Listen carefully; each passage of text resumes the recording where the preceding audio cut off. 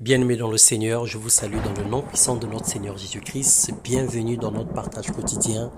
Que la grâce de Dieu soit notre partage. Nous remercions le Seigneur, notre Dieu, pour son amour, sa protection divine et sa divine bonté en notre faveur. Ce matin, il a plu à notre Dieu de nous renouveler le souffle de vie et ce sont les vivants qui doivent honorer l'éternel Dieu. Que toute la gloire lui revienne. Cette semaine, nous persévérons dans l'enseignement ou dans la méditation en ce qui concerne porter les fardeaux des uns des autres. Telle est la mission que le Seigneur nous a recommandée parce qu'il cherche sans cesse les hommes et les femmes qui vont accomplir cette mission. Le thème de notre exhortation ce matin, l'intercession à la puissance de modifier le cours des événements. Et nous lisons dans Ézéchiel 22, le chapitre 30, la Bible déclare « Je cherche parmi eux un homme qui élève un mur, qui se tienne à la brèche devant moi en faveur du pays, afin que je ne la détruise pas, mais je n'en trouve point. » Mon frère, ma sœur, la colère de Dieu est constamment sur les fils et les filles de la rébellion. Sur les hommes et les femmes qui commettent des actions mauvaises, des actions destructrices, des actions honteuses. Le Seigneur en a rage de voir son peuple se détruire tous les jours, son peuple rentrer dans des pratiques, dans des choses qui ne l'honorent pas. Et cette colère anime le cœur de Dieu à vouloir détruire la terre. Mais comme le Seigneur avait fait un vœu de ne plus détruire la terre comme il avait fait dans les eaux de Noé ou comme il avait fait à Sodome et Gomorrhe, le Seigneur voudrait que les hommes qui ont compris puissent s'élever pour apaiser sa colère. Le problème, c'est que l'homme est responsable de beaucoup de choses Il se passe tellement de choses sur la terre, mais l'homme lui-même, il est responsable. Nous faisons des choix qui nous emmènent aujourd'hui dans une distance ou dans l'éloignement à la sainteté. Nous nous éloignons radicalement de la présence de Dieu. Dieu, dans sa loyauté, ne peut pas forcer le salut à qui que ce soit. Il suggère, propose et convainc les hommes et les femmes à changer de mentalité, à se convertir, à se tourner vers lui en se repentant de tout mal. Le Seigneur nous convie, nous invite, il nous suggère, il nous propose avec amour. Dans la grande détresse, Dieu peut utiliser sa souveraineté. S'il y a raison de le faire, bien sûr, Dieu peut utiliser la souveraineté de sauver une personne qui n'a pas demandé le secours. Une personne qui n'a pas demandé, le Seigneur peut le faire. Dans sa souveraineté.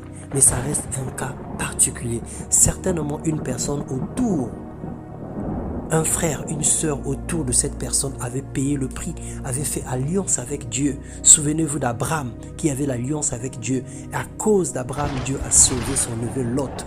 Ça, c'est la souveraineté de Dieu. Le Seigneur peut manifester sa souveraineté. Sinon, il attend à ce que quelqu'un parle, qu'une personne crie ou sollicite son bras puissant en faveur de la famille, en faveur de la ville, en faveur de la nation, en faveur d'une situation quelconque ou particulière.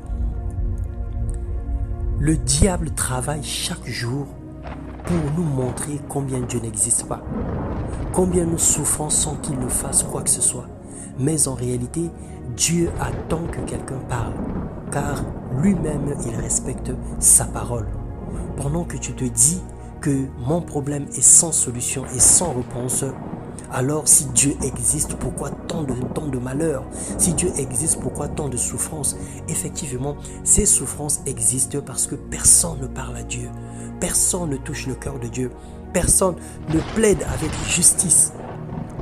Personne ne plaide avec sincérité. Dans Nombre 11, le verset 1 à 2, la Bible déclare: le peuple murmura et cela déplut aux oreilles de l'Éternel. Lorsque l'Éternel l'entendit, sa colère s'enflamma et le feu de l'Éternel s'alluma parmi eux et dévora l'extrémité du camp. Le peuple cria à Moïse, Moïse pria l'Éternel et le feu s'arrêta.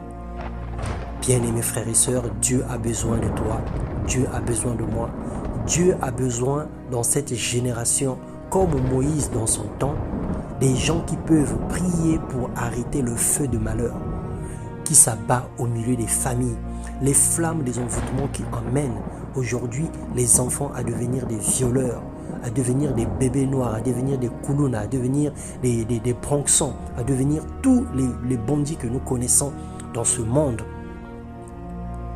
Des gens qui peuvent changer les choses par la puissance de leur intercession, car ils se reconnaissent comme étant des oracles de Dieu, des personnes qui ont tout donné, qui ont reçu un mandat divin. Par conséquent, ils sont devenus des rapporteurs entre l'avocat qui est Jésus-Christ et le juste juge qui est Dieu.